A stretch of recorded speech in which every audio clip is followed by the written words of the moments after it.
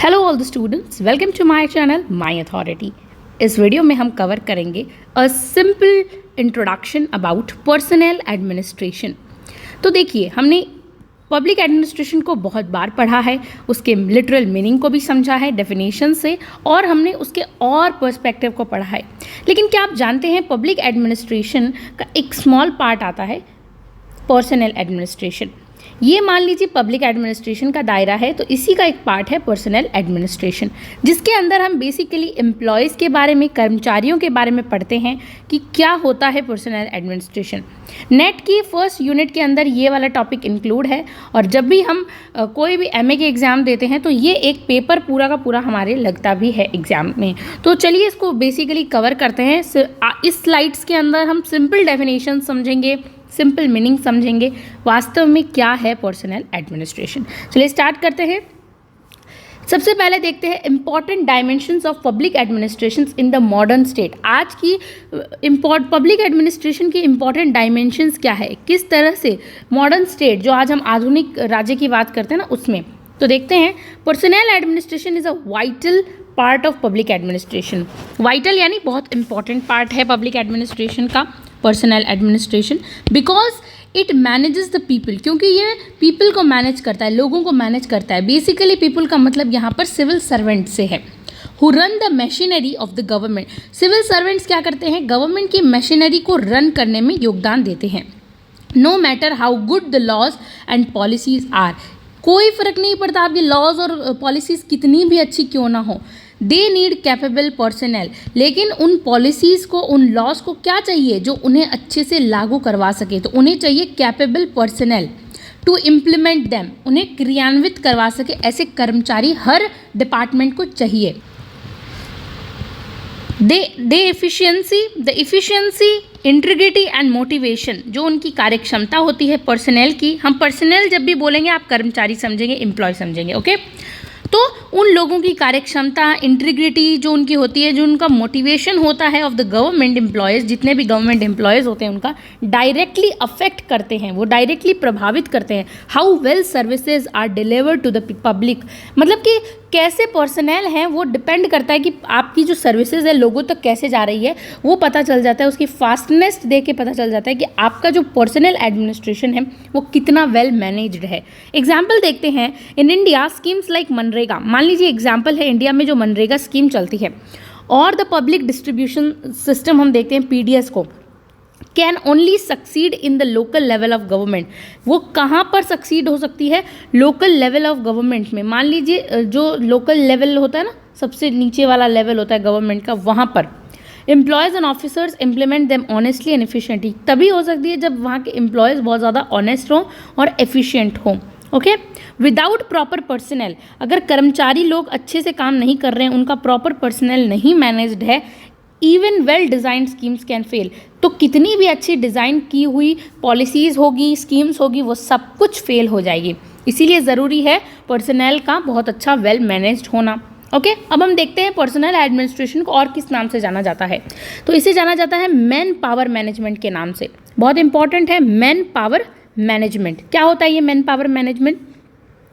Personal administration is also known by the terms such as, ये अलग अलग terms के नाम से जाना जाता है। सबसे पहले आता है मैन पावर मैनेजमेंट। ये किस चीज़ पर फोकस करता है, ये देखिए, फोकसिंग ऑन द अवेलेबिलिटी और and optimal use of human resource. Man power management बात करता है कि ज़्यादा से ज़्यादा फोकस किया जाए कितने हमारे इंपॉर्टेंट ऑप्टिमल ह्यूमन रिसोर्स है। ह्यूमन रिसोर्स पर फोकस करना ही मैन पावर होता है। यहाँ पे मैन इंपॉर्टेंट आ गया ना, तो वो पावर यानी इंसानों की पावर पर फोकस करना, बेसिकली ह्यूमन रिसोर्स की बात की गई है यहाँ पे। और देखिए पर्सनल मैनेजमेंट के नाम से भी जाना जाता है। इसका मतलब है मोर ट्रेडिशनल टर्म है, ये बहुत पुराना टर्म है। टर्म फोकसिंग ऑन रिक्रूटमेंट, भर्ती जो होती है, डिसिप्लिन, अनुशासन पे एक्सेट्रा पे ध्यान देता है। पर्सनल एडमिनिस्ट्रेशन पहले किस पे ध्यान देता था, बेसिकली हमारी जैसे रिक्रूटमेंट होती है जॉब में, उस पे, और उसके बाद साथ साथ में जो डिसिप्लिन है, उनके वेजेस हैं, सैलरीज हैं, उस पर ही ध्यान देता था। लेकिन आज एक न्यू वर्ड आया है जो अभी हमें देखने को मिलता है, ह्यूमन रिसोर्स मैनेजमेंट। ये भी पर्सनल एडमिनिस्ट्रेशन का एक पार्ट है। ये मॉडर्न बहुत ही ब्रॉड कॉन्सेप्ट है और मॉडर्न टाइम का है। इग्नू के तो सिलेबस में ये लगता भी है, एग्जाम के पेपर लगता है।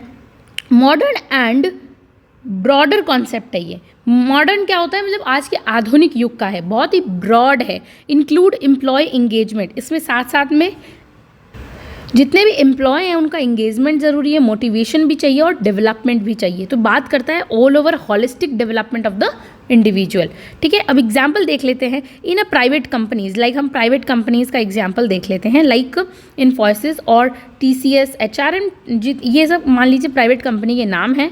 तो इसमें HRM takes care of employ. अब HRM का क्या काम है, HRM का काम है जितने भी कर्मचारी हैं उनकी ध्यान रखना, उनके वेलफेयर का ध्यान रखना, उनको ट्रेनिंग देना, परफॉर्मेंस अप्रेजल बढ़ाना, मूल्यांकन करना, इवेल्युएट करना, etcetera. Similarly in the public sector, और वैसे ही हम पब्लिक सेक्टर की बात करें, personnel administration ensures, personnel administration जो है वो एंश्योर करता है that civil servants are recruited, trained and managed efficiently, कि वो बहुत ही ट्रेंड हो और मैनेज्ड हो एफिशिएंटली। ठीक है, ये कौन देखता है, पर्सनल एडमिनिस्ट्रेशन पब्लिक सेक्टर में ये देखता है कि सिविल सर्वेंट्स पे वो बात करता है, फोकस करता है। ओके, अब हम देखते हैं कि पर्सनल एडमिनिस्ट्रेशन किन किन चीज़ों से डील करता है।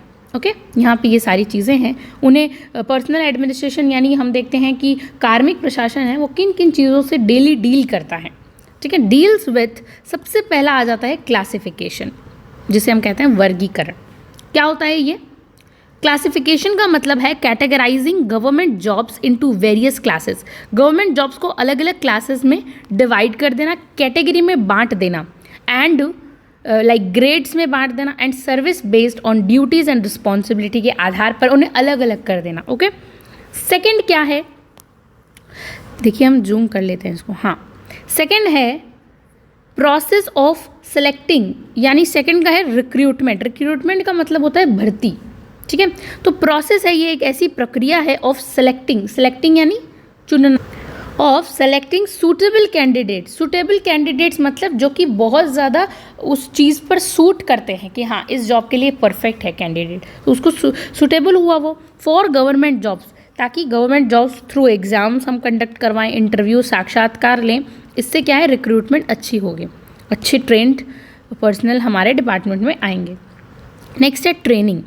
अब जब भर्ती हो जाती है उसके बाद क्या आता है, training. Providing initial and in services training, उन्हें बहुत ज़रूरी जो कि नीड है, एकदम इम्पॉर्टेंट इनिशियल है, वो सर्विसेज प्रोवाइड करवाना और साथ ही साथ ऐसी ट्रेनिंग देना जिससे वो इम्प्रूव कर सके, बढ़ सके उनकी नॉलेज, ज्ञान, स्किल्स एंड एफिशिएंसी, क्षमताएं। तो ये सब ज़रूरी होता है ट्रेनिंग के दौरान। ओके, फोर्थ है प्रमोशन। ये सब डील करता है पर्सनल एडमिनिस्ट्रेशन इन सब चीज़ों से डेली टू डेली लाइफ के अंदर। प्रमोशन क्या है, अपवर्ड मूवमेंट, यानी कि ऊपर एक कहते हैं ना प्रमोशन मिल गया हमको तो हम उन्नति कर रहे हैं, पदोन्नति होना, हमारे पद में वृद्धि हो जाना, यानी अपवर्ड मूवमेंट होना एम्प्लॉयज़ का, बेस्ड ऑन मेरिट, सीनियरिटी और बोथ हायर रिस्पॉन्सिबिलिटीज़। और उनको प्रमोशन का मतलब है उनको और ज़्यादा रिस्पॉन्सिबिलिटी दे देना, उनको एक लेवल अपग्रेड कर देना। ठीक है, ये होता है प्रमोशन, ये भी पर्सनल एडमिनिस्ट्रेशन मैनेज करता है। नेक्स्ट है compensation, which is related with salary, allowances, जैसे कि सैलरी उनकी जो पर मंथ सैलरी होती है वो, अलाउंसेस उन्हें और बाकी के जो खर्चे दिए जाते हैं, एंड फाइनेंशियल बेनिफिट्स जिसे हम देते हैं विच इज़ मॉनेटरी और we can say that money related, provided to government employees. Government employees को जैसे अलाउंसेस में हम कहते हैं ना कि हाउस रेंट अलाउंस HRA दिया जाता है, और भी ट्रैवलिंग अलाउंस, बहुत सारे अलाउंसेस होते हैं। ठीक है, ये सब देना, कंपनसेशंस देना, इसको हम कहते हैं। ये भी कौन मैनेज करता है, पर्सनल एडमिनिस्ट्रेशन मैनेज करता है। फिर आता है डिसिप्लिन, यानी अनुशासन बनाए रखना, इंश्योरिंग एम्प्लॉयज़ फॉलोज रूल, ये इंश्योर करना कि जितने भी कर्मचारी हैं वो रूल्स को फॉलो करें, हर चीज़ को अच्छे से माने, एथिक्स यानी जो मोरालिटी एथिक्स है उन सबको माने, कोड ऑफ कंडक्ट की इज्जत करें, इंक्लूड पनिशमेंट फॉर मिसकंडक्ट, और अगर ऐसा वो नहीं करते हैं तो उन्हें इस दौरान डिसिप्लिन के तौर पर उन्हें पनिशमेंट भी दी जा सकती है। ठीक है, नेक्स्ट आता है रिटायरमेंट बेनिफिट। जब वो रिटायर हो जाते एक टाइम के बाद तो उन्हें बेनिफिट्स दिए जाने चाहिए। Post retirement financial and welfare support, like pension, जब इंसान रिटायर हो जाता है तो उसे pension, gratuity and medical aid भी प्रोवाइड की जाती है। तो ये था, हम देखते हैं कि पर्सनल एडमिनिस्ट्रेशन किन किन चीज़ों से डील करता है। अब हम देखते हैं कुछ इंपॉर्टेंट डेफिनेशन क्या क्या है। इयन ग्लैडन एक राइटर हैं और एक author, we can say that thinker हैं। इयन ग्लैडन कहते हैं the recruitments of civil service, जो सिविल सर्विस की रिक्रूटमेंट होती है, भर्ती होती है, are that it shall be impartially, वो कैसे होनी चाहिए, इम्पार्शल होनी चाहिए। इम्पार्शली का मतलब है कि कोई भी चीज़ पर्सनल खुद की है ना, व्यक्तिगत नहीं होनी चाहिए, मतलब व्यक्तिवाद से उठकर हम कहते हैं एक तरह से हम इजी लैंग्वेज में अगर समझने की कोशिश करें तो वो होनी चाहिए, मतलब एकदम विदाउट डिस्क्रिमिनेशन, किसी भी तरीके की पार्शियलिटी नहीं होनी चाहिए, इम्पार्शियल होनी चाहिए। और व्यक्ति जिसको हम कहते हैं कि यहाँ पे व्यक्तिवाद नहीं होना चाहिए, मेरा तेरा नहीं, जितने भी सिविल सर्विसेज रिक्रूटमेंट है वो इम्पार्शियल होनी चाहिए। कैंडिडेट जितने भी होते हैं ना वो सेलेक्ट होने चाहिए एडमिनिस्ट्रेटिवली, यानी प्रशासनिक तौर पर कॉम्पिटेंट होने चाहिए। कॉम्पिटेंट का मतलब होता है full of skilled. Politically neutral होने चाहिए, वो किसी भी पॉलिटिकल पार्टी का समर्थन न करे, न्यूट्रल हो एकदम, ना इधर ना उधर, एकदम बीच की स्थिति में ऐसे लोग होने चाहिए। And embedded with the spirit of service, और किस चीज़ से बंधे हुए होने चाहिए कि हमें केवल और केवल उनका केवल और केवल क्या रहना चाहिए कि हमें जो है कम्युनिटी की सर्विस, हमें कम्युनिटी को सर्विस प्रोवाइड करवानी, यही स्पिरिट उनमें रहनी चाहिए। ऐसा कहते हैं इयन ग्लैडन, वो देते हैं कि ऐसा होना चाहिए रिक्रूटमेंट के अंदर। अब हरमन फीनर एक नेक्स्ट थिंकर आते हैं। हरमन फीनर कहते हैं कि civil service is the professional body, civil service जो है ना वो एक प्रोफेशनल बॉडी है ऑफ ऑफिशियल्स, ऐसे कर्मचारियों की जो कि परमानेंट होते हैं, पेड होते हैं, उन्हें सैलरी दी जाती है, स्किल्ड होते हैं, यानी कि वो बहुत ज़्यादा अपने काम में माहिर होते हैं, स्किल्ड होते हैं। ठीक है, तो ये एक डेफिनेशंस है सिविल सर्वेंट्स की, और तो हम पढ़ लेनी चाहिए हमें एक बार, इंपॉर्टेंट है। ओके, नेक्स्ट चलते हैं। अब हम देखते हैं इनमें से कौन कौन से तरीक़ों से फीचर्स क्या क्या है। ठीक है, सबसे पहले बात करेंगे फीचर्स की, पर्सनल एडमिनिस्ट्रेशन की। सबसे पहला फीचर क्या है, excludes military, judicial and political office holders. इनके अंदर जो पर्सनल एडमिनिस्ट्रेशन है उनमें कौन कौन शामिल नहीं होते हैं। तो मिलिट्री के लोग क्यों शामिल होंगे इसमें, ओके, वो अलग है ना। ओके, हम बात कर रहे थे कि मिलिट्री के लोग शामिल नहीं होंगे, जुडिशियल लोग नहीं होंगे, पॉलिटिकल ऑफिस जिन्होंने जो पॉलिटिक्स में इंक्लूड हैं वो भी इसमें शामिल नहीं होंगे। तो देखते हैं एक्सप्लेनेशन, देखते हैं इस चीज़ की। पर्सनल एडमिनिस्ट्रेशन जो है, personal administration deals only with civilian bureaucrats, वही लोग जो कि सिविलियन यानी सिविल सोसाइटी के हैं, सिविलियन ब्यूरोक्रेट्स हैं, उन्हीं लोगों को इंक्लूड करता है अपने अंदर। इट एक्सक्लूड्स मतलब उन लोगों को बाहर निकाल देता है, एक्सक्लूडेड कर देता है जो आर्म्ड फोर्स पर्सनल होते हैं, जो कि आर्मी से रिलेटेड होते हैं। जजेस ऑफ हायर जुडिशरी यानी हायर न्यायपालिका जो होती है ना, उच्च न्यायपालिका के जजेस को एक्सक्लूड कर देता है।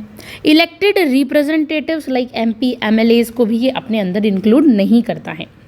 फैक्ट देखते हैं एक बहुत important, as per the article 310 and 311, उसमें क्या कहा है ऑफ इंडियन कॉन्स्टिट्यूशन, भारतीय संविधान का आर्टिकल 310 और 311 क्या कहता है, civil services are distinct from armed and judicial service. एक हमें फैक्ट मिला ना यहाँ पे कि आर्टिकल 310 और 311 बात करता है कि सिविल सर्विसेज जो है ना वो डिस्टिंक्ट है, अलग है आर्म्ड और जुडिशियल सर्विसेज से। ओके, तो यहाँ हमारा स्टेटमेंट जस्टिफाई हो रहा है। नेक्स्ट हम देखते हैं और किन चीज़ों को क्या फीचर्स हो सकते हैं पर्सनल एडमिनिस्ट्रेशन के, वो किन चीज़ों को इंक्लूड करता है। अभी इस स्लाइड में हम देखेंगे किन चीज़ों को इंक्लूड किया जाता है। तो सबसे पहले एक्सप्लेनेशन देखते हैं। सिविल सर्विसेज, जितनी भी सिविल सर्विसेज कंप्राइजेस ट्रेंड यानी बहुत अच्छे ट्रेंड, क्वालिफाइड जिनमें क्वालिटी हो, एंड प्रोफेशनल इंडिविजुअल्स, ऐसे व्यक्तियों को शामिल करता है अपने अंदर जो कि ट्रेंड हो, शिक्षित हो, प्रशिक्षित हो, क्वालिफाइड हो, and professional individual selected on merit base पे वो सेलेक्ट हुए हों। देखते ना हम, मेरिट पे जिसका नाम आता है वो सेलेक्ट हो जाते हैं candidates, exam through exam, merit यानी through exam, to perform administrative functions, और वही लोग एडमिनिस्ट्रेटिव यानी प्रशासनिक काम करने के लिए बने होते हैं। एग्जाम्पल देखते हैं, like IAS Indian administrative service, IPS Indian police service, IFS Indian foreign services जिसे हम कहते हैं।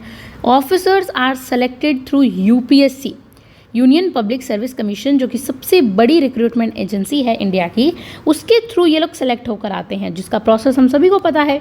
And undergo structured training to become domain experts, और इसी के अंदर बाद में ये सेलेक्ट होने के बाद ट्रेनिंग के लिए जाते हैं, जो लबासना हम जानते हैं अलग अलग जगह पे है, लेकिन उससे क्या होता है, इनको ऐसी ट्रेनिंग दी जाती है बाद में सेलेक्ट होने के बाद में, जिससे ये एकदम शानदार अपने क्षेत्र के बहुत अच्छे एक्सपर्ट बन जाते हैं।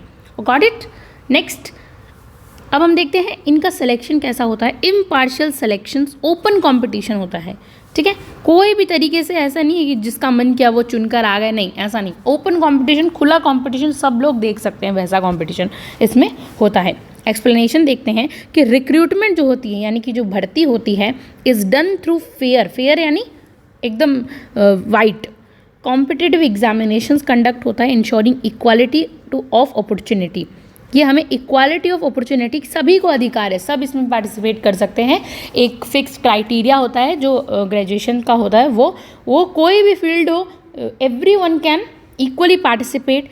तो ये किस चीज़ को, एक फैक्ट हम देखते हैं यहाँ पे कि आर्टिकल 16 इक्वालिटी ऑफ अपॉर्चुनिटी की तो बात करता है। आर्टिकल 16 वो कहता है ऑफ द कॉन्स्टिट्यूशन इंश्योर करता है, सुनिश्चित करता है equality in public employment. UPSC conducts all India competitive exam based on merit. तो ये इस चीज़ को एकदम जस्टिफाई कर रहा है। ओके, नेक्स्ट हम देखते हैं paid regularly by the state.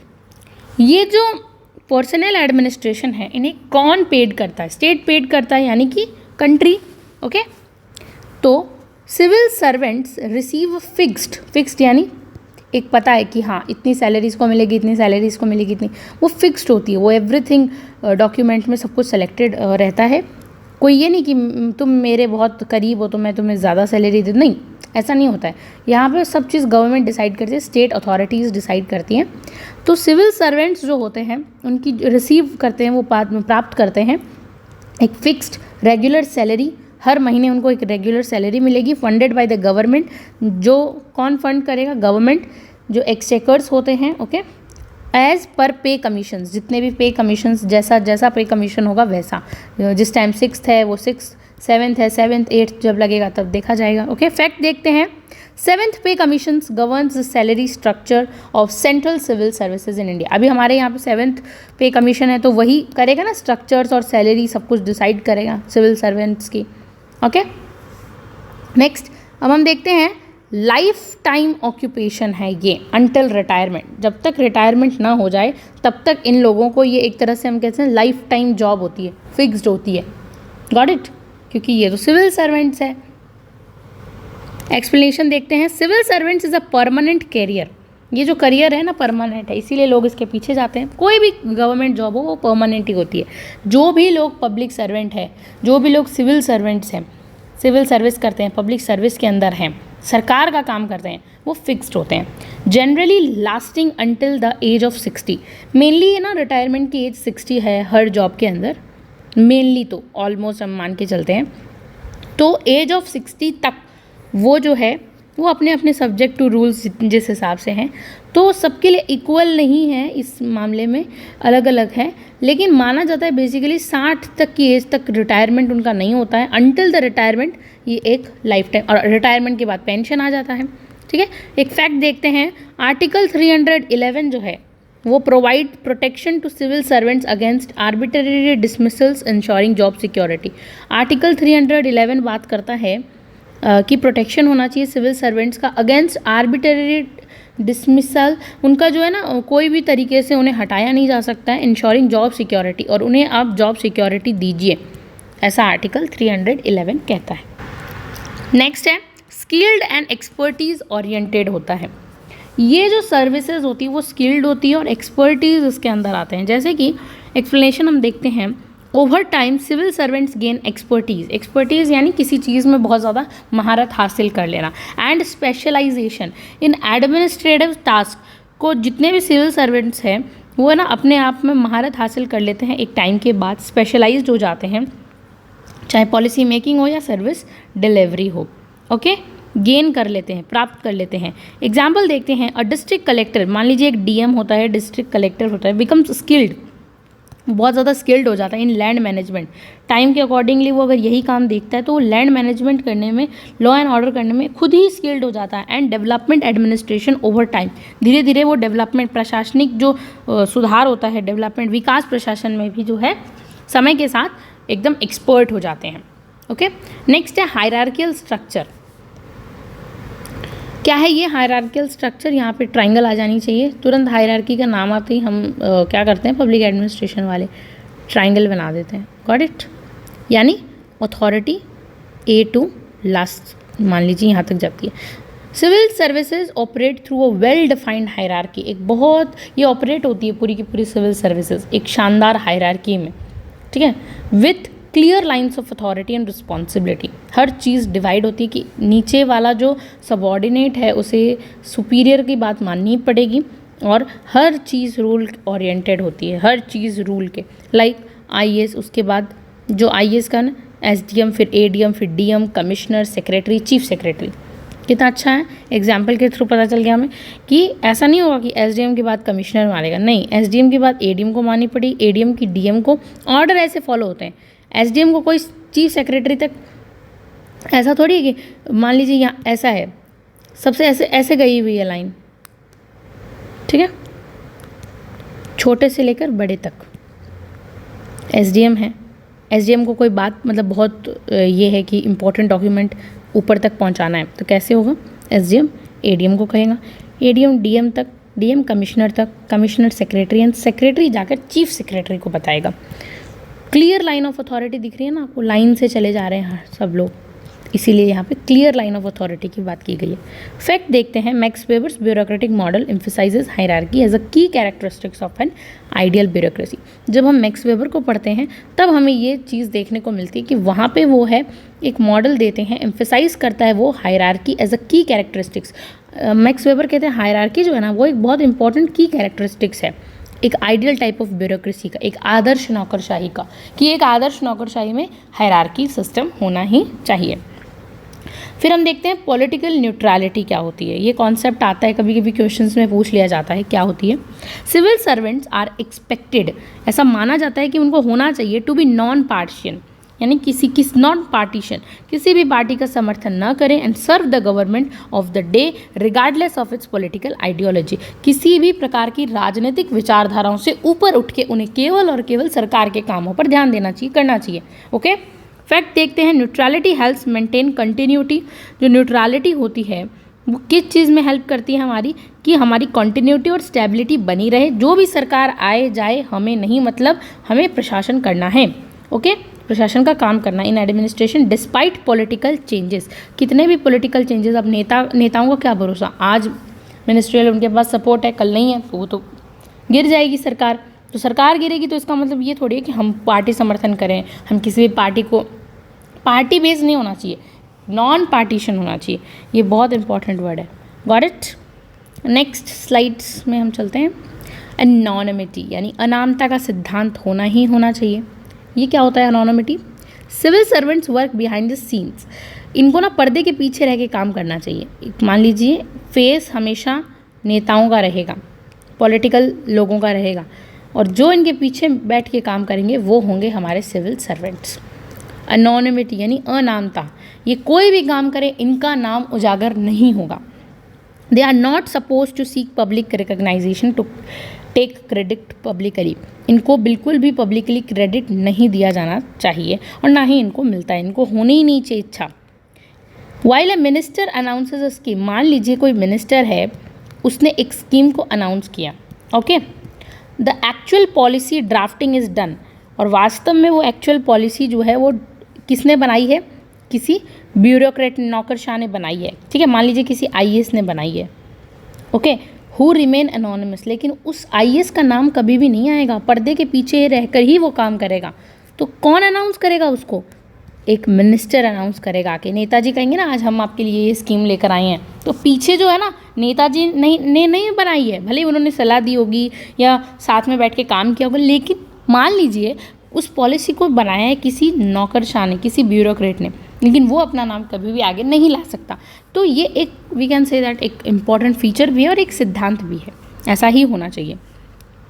Fact देखते हैं, दिस प्रिंसिपल मेंटेन्स, और ये जो प्रिंसिपल है वो किस चीज़ को मेंटेन करता है, कलेक्टिव रिस्पॉन्सिबिलिटी की बात करता है, एंड अवॉइड पर्सनल ग्लोरिफिकेशन, कि खुद का जो ग्लोरिफिकेशन नहीं होना चाहिए, खुद चमक धमक से दूर रहो, ओके। पर्सनल जितने भी कर्मचारी हैं वो चमक धमक से दूर रहें, खुद के पर्सनल, ओके, और नाम हो सिर्फ और सिर्फ जो लोग फेस हैं पब्लिक के, यानी नेता लोग जितने भी हैं। कलेक्टिव रिस्पॉन्सिबिलिटी की बात करता है।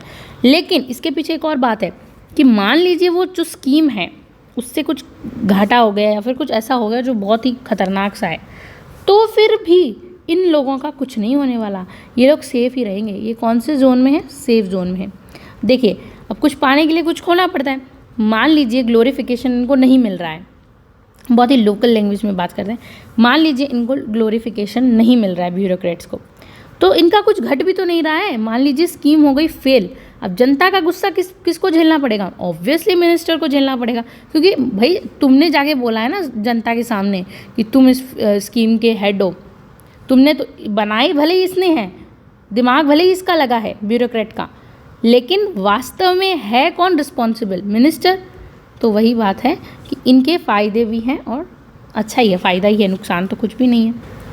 नेक्स्ट स्लाइड में चलते हैं।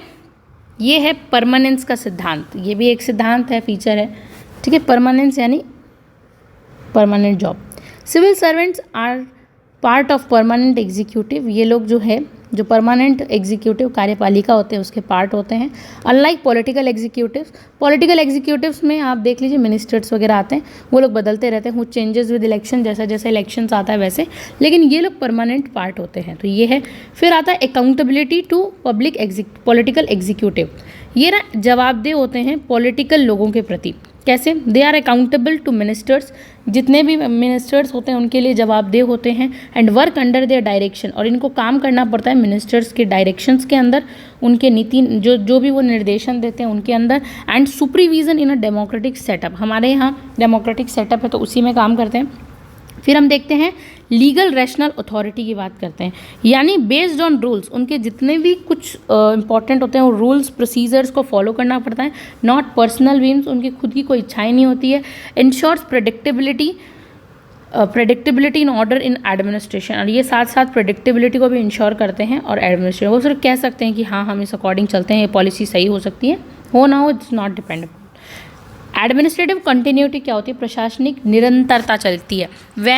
इवन व्हेन गवर्नमेंट चेंज हो गई मान लीजिए, administrative machinery remains the same, लेकिन जो प्रशासनिक हम कह सकते हैं मशीनरी है, पूरी की पूरी टीम है सिविल सर्वेंट्स की, वो चेंज नहीं होगी।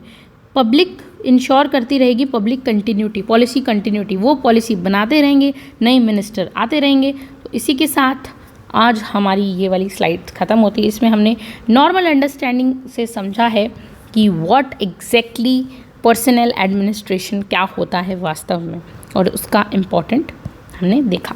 Thank you so much for watching this video. Hopefully अगर आपको समझ में आएगा तो आप इस चैनल को सब्सक्राइब करेंगे, और साथ ही साथ और वीडियोज़ को भी आप एक बार जाके ज़रूर देखेंगे।